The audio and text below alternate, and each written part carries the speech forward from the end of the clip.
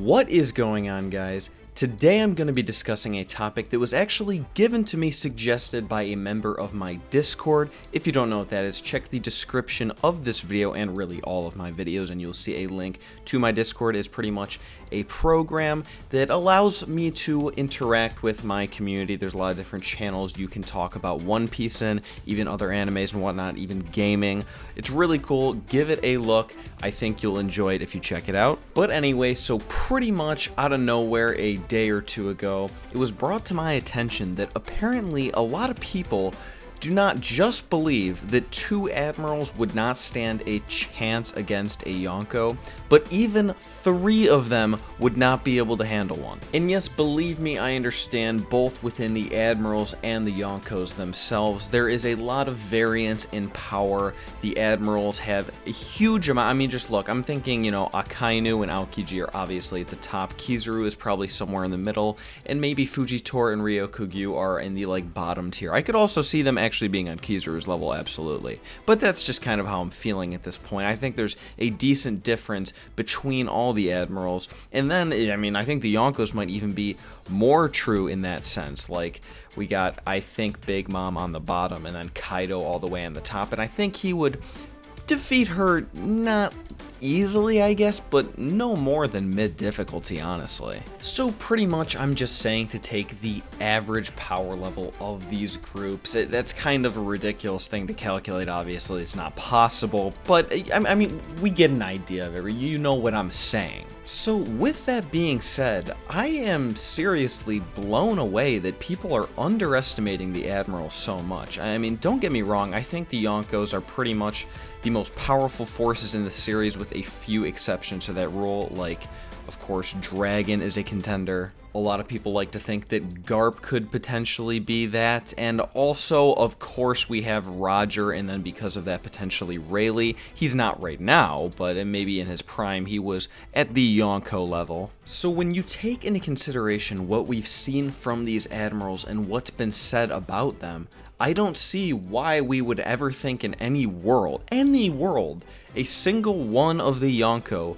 could solo three Admirals. And I guess maybe a lot of people are saying that's like the limit. They couldn't handle three. There would need to be at least three.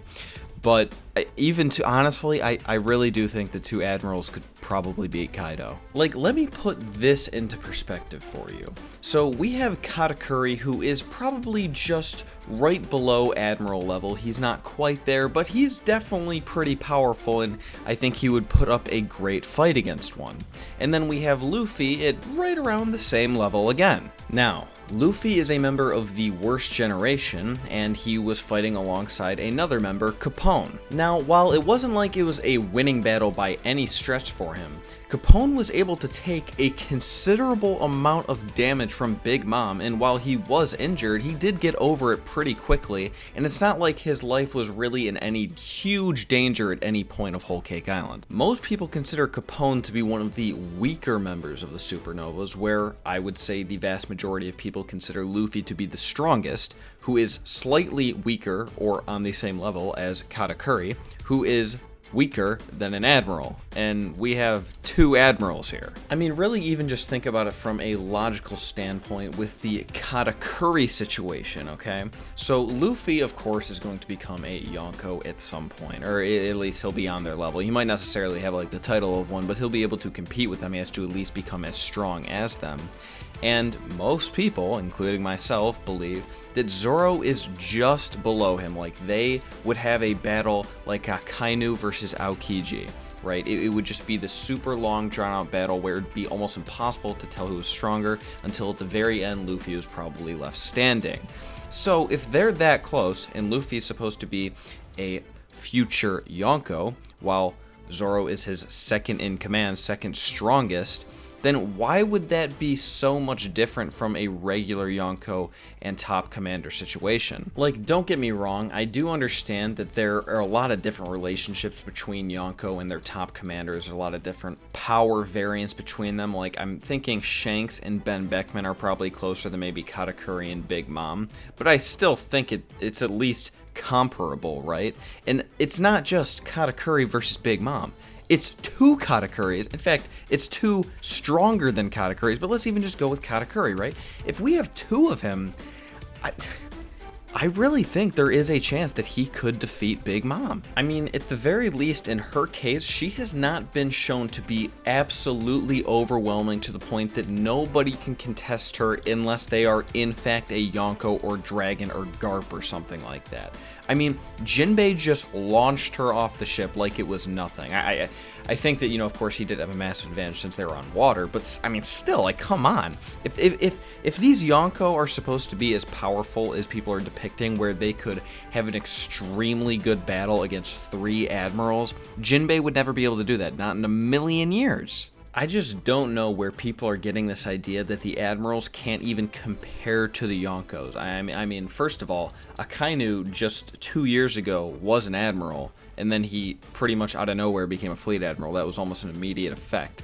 And it's not like he really went through a time skip. That was one of the first things that happened after the time skip was initiated. Like, it wasn't 2 years later he becomes a Fleet Admiral. No, he's been the Fleet Admiral for some time, and Aokiji is clearly right on his level.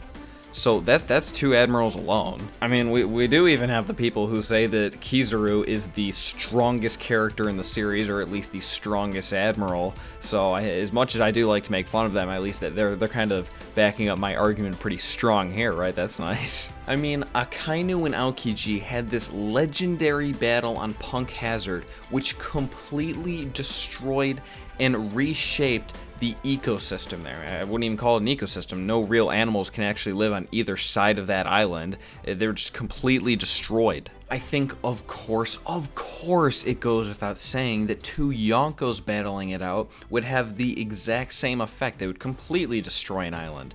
But that's not the point, okay? I mean, we are comparing them then, right? Like, they're on a similar level, I guess. And in this situation, we're dealing with something that I've had to explain so many times. It's like people don't really understand what a 2v1 really is like. Like seriously, imagine just even in real life, if you know you have some fighting capabilities and you're fighting 2 people with similar fighting capabilities, right? Let's even just go 1v1 with one of them, okay? It's gonna be pretty much evenly matched. Then you throw in the second guy. It's not like, okay, they beat you just like twice as hard as you're beating back at them. No, like, just by having twice as many people, you're able to do things that are just crazy. You're overwhelming them. It's not just doubling your power. It's more like quadrupling it at least. Like, really think, if you're able to go even with the one guy, you're pretty much just perfectly blocking all his attacks, I guess, right? Or you're taking as much damage as you're dishing out, I guess, but even go on full defense and you should be able to block them, I suppose. Then you just have another guy coming at you. He's pretty much just taking free shots, right? Like, a 2v1 really is absolutely crazy, and it just overwhelms the one person. And I know, of course, there's going to be the people that come in here and say, well, okay, dude, I mean, you can't, this is an anime, you can't just treat everything like it's the real world. Why? Why can't I do that, at least to some extent? Like, I do understand there's going to be some degree of disconnection from reality, but at the same time, it's not just Wonderland where all the physics make no sense whatsoever. It's not based on what it's like for us at all. Like, pretty much everything's the same except with some added stuff. Like, yeah, everyone is kind of superhuman. They can pull off stuff that is way beyond what we're capable of, but even for the most part, those are pretty much explained. I mean, if they're able to move at speeds that don't make sense, it's usually some form of the 6 powers or something. Of course, there's hockey. That's not something we can do, but it is explained. There's devil fruits, not something we can do, but it is explained to be a part of that world. And why are even, like, beyond that, this isn't even like a super capability. I'm just talking about how it is dealing with somebody 2v1. For what reason would anyone ever believe that that would be different than the real world? Why would it not be a big deal to fight 2v1? There's no evidence to support that, so why would we just make that assumption? There's no reason to do so. I don't know. I was really surprised when I saw all these comments of people saying that 100% any Yonko could easily take down 2 Admirals, and only when you put in a third one, it would really be debatable which way this would go, with Kaido probably being able to solo 4 of them. I mean, you have to remember that in Dofi's speech, he was saying that the Navy is undisputably the rulers of the sea at this point. No one can really contest them as is. Of course, he was also implying that that might not last for long, but that's not the point. I mean, the Yonkos are already established. It doesn't even seem like he was suggesting that the Yonkos, the current Yonkos, would be the one to really stop them. So yeah, I don't know. I think that it's pretty straightforward. The two Admirals would stand at least an amazing chance against a Yonko. In 3, I really cannot see a single one of the Yonko contesting 3 Admirals at once.